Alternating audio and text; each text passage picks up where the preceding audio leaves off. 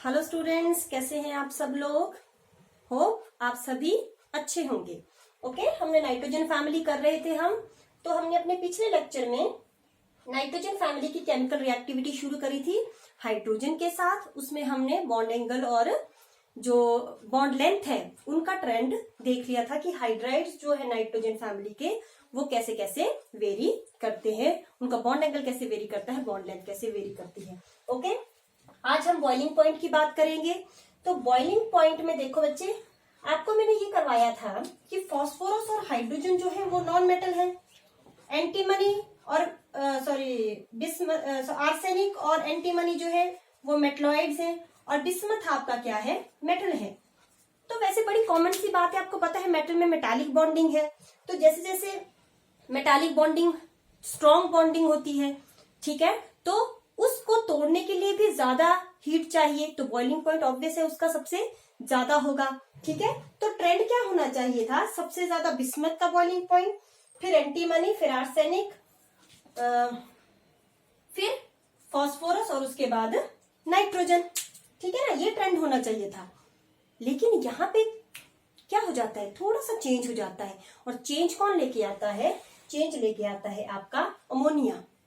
क्योंकि अमोनिया में बेटा क्या हो जाती है, हाइड्रोजन बॉन्डिंग। हाइड्रोजन बॉन्डिंग आपको पता है ना, bond between hydrogen and electronegative element.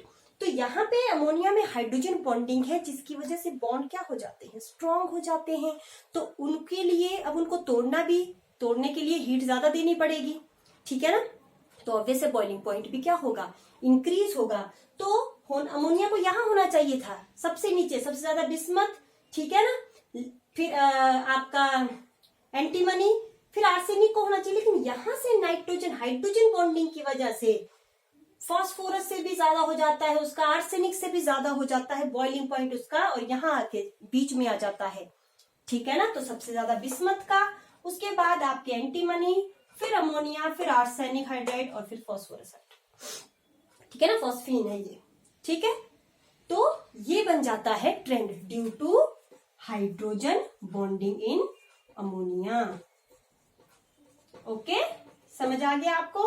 तो ये इंपॉर्टेंट ट्रेंड है क्योंकि थोड़ा सा डिफरेंट है, इसमें हाइड्रोजन बॉन्डिंग का कंसेप्ट आ गया है। तो आपको ये इसको हमेशा याद रखना है, ठीक है ना। और आपको पता होना चाहिए कि क्यों अमोनिया का जो है आर्सेनिक से ज्यादा है बॉइलिंग पॉइंट। क्वेश्चन आपको कॉम्पिटिटिव में या बोर्ड में 1 मार्क का आ जाता है, कोई भी 4 देंगे और आपको बोलेंगे कि अरेंज करो according to their boiling points. तो आपको पता होना चाहिए कि अमोनिया में हाइड्रोजन बॉन्डिंग है, इसीलिए उसका बॉइलिंग पॉइंट जो है बाकियों से, मतलब फास्फोरस और आर्सेनिक से क्या हो जाता है, ज्यादा हो जाता है। ओके, नेक्स्ट हम बात करेंगे मेल्टिंग पॉइंट की बेहतर। ठीक है ना, तो मेल्टिंग पॉइंट में जो सबसे इंपॉर्टेंट चीज होती है वो होता है लैटिस, कि किसका लैटिस सबसे ज्यादा सिमेट्रिकल है और स्ट्रॉन्ग है। तो यहाँ पे भी अमोनिया बाजी मार लेता है। अमोनिया का लैटिस सबसे ज्यादा सिमेट्रिकल और सबसे ज्यादा मतलब स्ट्रॉन्ग है, इसीलिए उसका मेल्टिंग पॉइंट जो है फास्फोरस, आर्सेनिक और एंटीमनी से क्या हो जाता है, ज्यादा। लेकिन बिस्मथ तो मेटल है ना, तो इसलिए बिस्मथ से तो कम ही रहता है वो। लेकिन इन तीनों से उसका मेल्टिंग पॉइंट क्या हो जाता है बेटा, ज्यादा हो जाता है due two symmetrical lattice, due two symmetrical lattice structure. ठीक है ना, तो उसके लैटिस का जो स्ट्रक्चर है वो बहुत ही ज्यादा सिमेट्रिकल है, इसलिए उसका मेल्टिंग पॉइंट भी कंपैरेटिवली हाई होता है। ठीक, तो ये दोनों ही बेटा ट्रेंड्स थोड़े से डिफरेंट है, तो ये इंपॉर्टेंट है बोर्ड पॉइंट ऑफ व्यू से और कॉम्पिटिटिव पॉइंट ऑफ व्यू से भी। ओके, नेक्स्ट आता है थर्मल स्टेबिलिटी। थर्मल स्टेबिलिटी का मतलब कि कौन सा बॉन्ड जो है जो हीट के लिए ज्यादा स्टेबल है, माने उसको हीट देंगे तो वो जल्दी नहीं टूटेगा। थर्मली जो सबसे ज्यादा स्टेबल होगा, तो थर्मली वही स्टेबल होगा बेटा जो स्ट्रांग होगा। ठीक है ना, जो सबसे ज्यादा स्ट्रांग होगा उसी को हीट देंगे तो वो नहीं टूटेगा। लेकिन जो वीक होगा थोड़ी सी हीट देंगे तो वो क्या हो जाएगा, टूट जाएगा। और जो चीज टूट गई वो काहे की स्टेबल, वो तो अनस्टेबल हो गई।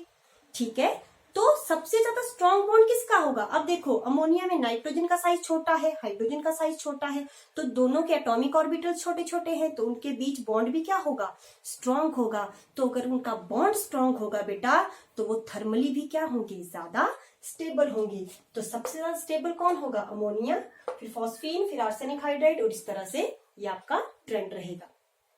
ठीक है, समझ आ गया। बिस्मथ इसमें क्यों नहीं है थर्मली स्टेबल? क्योंकि बिस्मथ में हाइड्रोजन बहुत छोटा है, लेकिन बिस्मथ का साइज बहुत बड़ा है। उनके एटॉमिक ऑर्बिटल्स की ओवरलैपिंग इतनी ज्यादा स्ट्रांग नहीं है, इसकी वजह से बॉन्ड के टूटने के चांसेस ज्यादा होते हैं। ओके, अब आगे बात आती है रिड्यूसिंग करैक्टर की। अब रिड्यूसिंग का क्या मतलब? रिडक्शन क्या होती है? रिडक्शन होती है गेन ऑफ हाइड्रोजन। तो रिड्यूसिंग के एजेंट कौन होते हैं? जो खुद की ऑक्सीडेशन करके दूसरों की रिडक्शन करते हैं। खुद की ऑक्सीडेशन क्या है, कैसे हुई? कि जब दूसरे की रिडक्शन करनी है बेटा, मतलब दूसरे को हाइड्रोजन देना है, तो कहाँ से देना है? अपने पास से हाइड्रोजन देना है।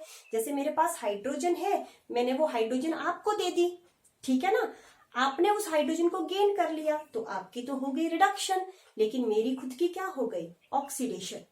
ठीक है, तो रिड्यूसिंग करैक्टर किसका सबसे ज्यादा होगा? रिड्यूसिंग करैक्टर का मतलब जो सबसे इजिली अपनी हाइड्रोजन दे देगा, ठीक है ना, जो सबसे इजिली अपनी हाइड्रोजन लूज कर देगा बेटा, वो सबसे ज्यादा अच्छा रिड्यूसिंग एजेंट होगा, उसका रिड्यूसिंग करैक्टर सबसे ज्यादा होगा। अब खुद ही दिमाग लगाओ किसका सबसे ज्यादा होगा।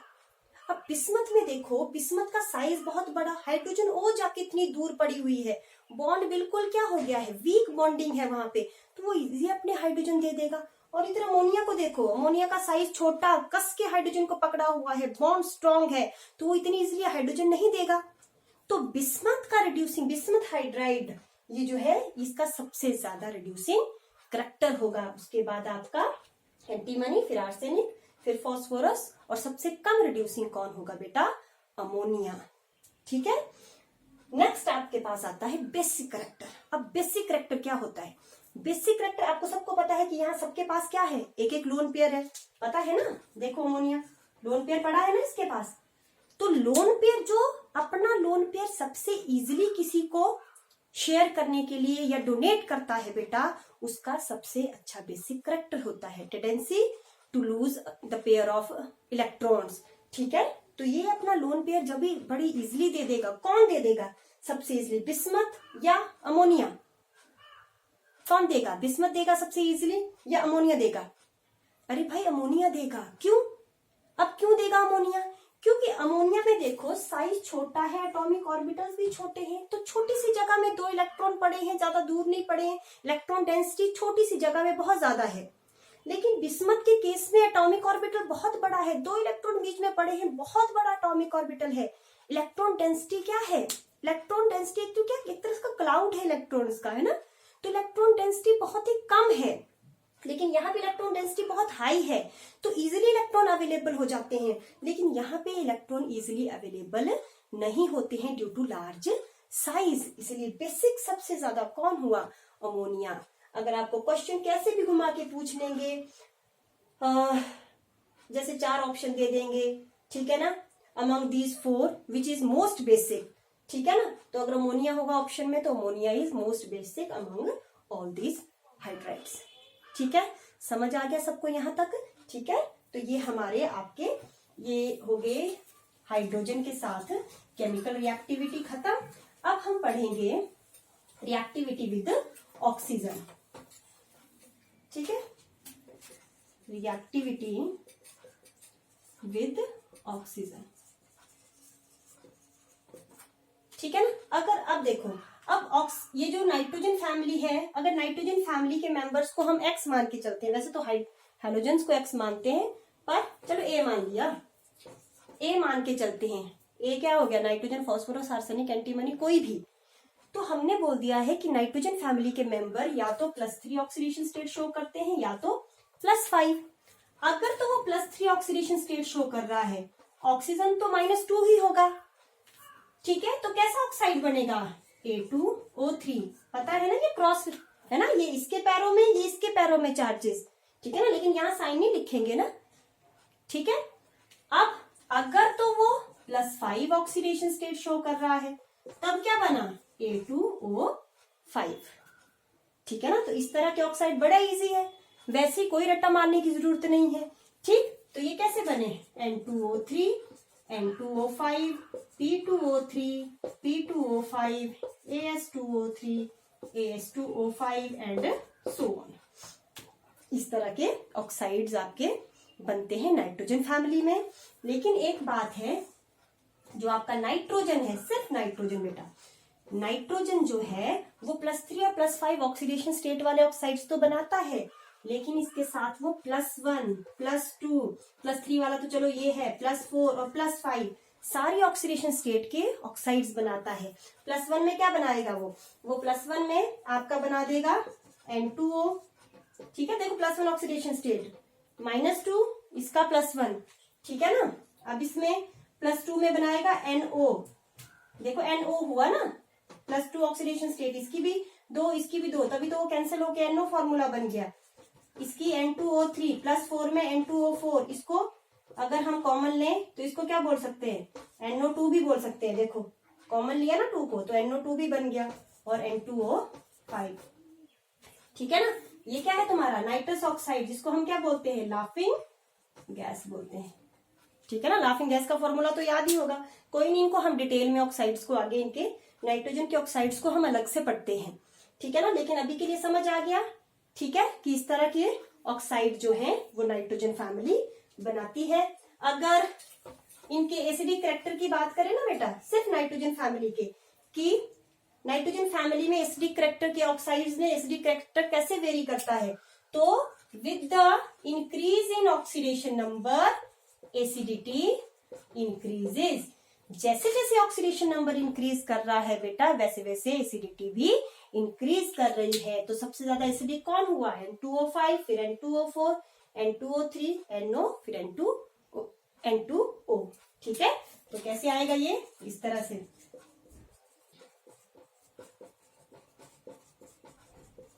तो acidic character increases with the increase in oxidation number in case of oxides of nitrogen। आगे आपकी आएगी रिएक्टिविटी विद हैलोजेंस।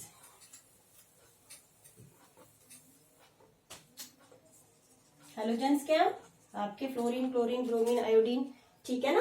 तो नाइट्रोजन फैमिली या तो ट्राईहैलाइड्स बनाती है या तो पेंटाहैलाइड्स बनाती है। अगर A मान लिया जाए ना, तो या तो AX3 बनाएगी या तो AX5 बनाएगी, ठीक है। लेकिन except nitrogen, nitrogen does not form pentahalides. ये क्वेश्चन आपको रीजनिंग में भी आ सकता है कि why nitrogen does not form pentahalide, या why NCl5 is not formed but PCl5 is formed. इस तरह से कैसे भी क्वेश्चन आपको पूछ लिया जाता है। तो इसका सबसे बड़ा रीजन क्या है बेटा, इसका सबसे बड़ा रीजन है कि उसके पास क्या है, nitrogen does not have vacant d orbitals, ठीक है ना। बताया था ना नाइट्रोजन का 2s2 2p3, ये होती है ना इलेक्ट्रॉनिक कन्फिगरेशन उसकी, ठीक है ना, 2p3, आगे 2d थोड़े नहीं है, ठीक है ना। तो क्लोरीन, सिर्फ 3 ही क्लोरीन यहाँ पे आ सकती हैं, बाकी क्लोरीन को आने के लिए d ऑर्बिटल्स वेकेंट पड़ा ही नहीं है, ठीक है ना। तो वो सिर्फ क्या बना सकता है, वो ट्राईहैलाइड बना सकता है, पेंटाहैलाइड नहीं बना सकता। लेकिन फास्फोरस के इसमें 3s 3p, तो आगे 3d खाली पड़ा हुआ है, तो इजिली PCl5, ठीक है ना, इस तरह से बन सकते हैं, ठीक।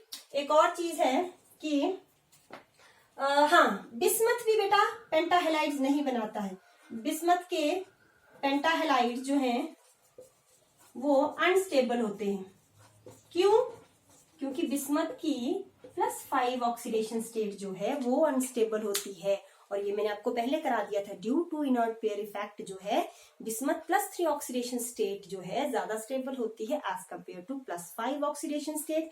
उसकी वजह से वो पेंटाहैलाइड्स उसके स्टेबल, ऐसा नहीं है कि वो बना नहीं सकता है, but they are not stable, okay. तो ये आपके हैलोजेंस आ गए, ट्राईहैलाइड्स और पेंटाहैलाइड्स में आपको इंपॉर्टेंट क्वेश्चन है कि पेंटाहैलाइड क्यों नहीं बनाता है नाइट्रोजन, ठीक है ना, वो आपको पता होना चाहिए, ठीक है।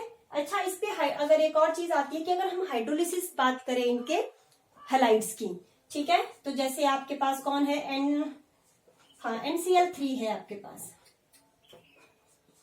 अगर ये हाइड्रोलिसिस करता है बेटा तो क्या बनेगा, देखो क्या बन सकता है, अमोनिया बन सकता है और एक हाइड्रोजन ऑक्सीक्लोराइड बन जाएगा, ठीक है ना। ये रिएक्शन थोड़े से इसलिए करवा रही हूँ क्योंकि नाइट्रोजन और फास्फोरस का रिएक्शन थोड़ा सा इंपॉर्टेंट है, कई बार पूछ लेते हैं आपको। वैसे ही PCl3 अगर हाइड्रोलिसिस करता है तो क्या बनेगा, H3PO3 बनेगा बेटा, और क्या बनेगा ये आपके HCl बनेगा। ये क्वेश्चन इंपॉर्टेंट है। क्वेश्चन आपको आता है कि why PCl3 gives fumes on hydrolysis, कि जब PCl3 की हाइड्रोलिसिस होती है बेटा तो फ्यूम्स क्यों होते हैं, व्हाइट कलर के फ्यूम्स क्यों उड़ते हैं। तो व्हाइट कलर के फ्यूम्स किसकी वजह से उड़ते हैं, HCl की वजह से। तो इसमें अगर आपको आएगा तो आप इस तरह से रिएक्शन लिख देंगे और बोलेंगे कि PCl fumes on hydrolysis due to the formation of HCl। Okay, एक और इंपॉर्टेंट इंफॉर्मेशन इसमें लिख दो कि NF3 जो है वो हाइड्रोलिसिस नहीं करता है, डज नॉट अंडरगो, हाइड्रोलिसिस नहीं करेगा NF3, क्योंकि बेटा हाइड्रोलिसिस करने के लिए वेकेंट डी ऑर्बिटल होना जरूरी है। अब आप बोलेंगे मैडम नाइट्रोजन के पास तो है ही नहीं, लेकिन क्लोरीन के पास तो है ना। नाइट्रोजन के पास नहीं है लेकिन क्लोरीन के पास तो है ना, और उसी डी ऑर्बिटल्स में कौन आएगा, ये जो वाटर है वो क्लोरीन को रिप्लेस करेगा यहाँ पे, ठीक है। तो किन्हीं एक के पास होना जरूरी है। PCl5 में तो चलो दोनों के पास है, लेकिन NF3 के केस में ना तो नाइट्रोजन के पास है ना तो फ्लोरीन के पास वेकेंट डी ऑर्बिटल है, दोनों के पास ही नहीं है, इसलिए उसकी हाइड्रोलिसिस नहीं हो सकती है। समझ आ गई बात आपको, ठीक है। तो ये आपकी केमिकल प्रॉपर्टीज थी नाइट्रोजन की फैमिली की। अब आगे हम नाइट्रोजन और अमोनिया की प्रिपरेशन पढ़ेंगे, उसके बाद नाइट्रिक एसिड है, फिर फास्फोरस है, ठीक है। तो बोर नहीं होना है, अभी नाइट्रोजन फैमिली बहुत लंबी है, थोड़ा थोड़ा करके पढ़ेंगे ताकि आपको इजिली अंडरस्टैंड हो जाए, ठीक है। कोई भी प्रॉब्लम हो तो आप मुझे क्या कर सकते हैं, कॉल कर सकते हैं, ठीक है। और अपना जो है नोट्स बनाते रहना है। Thank you.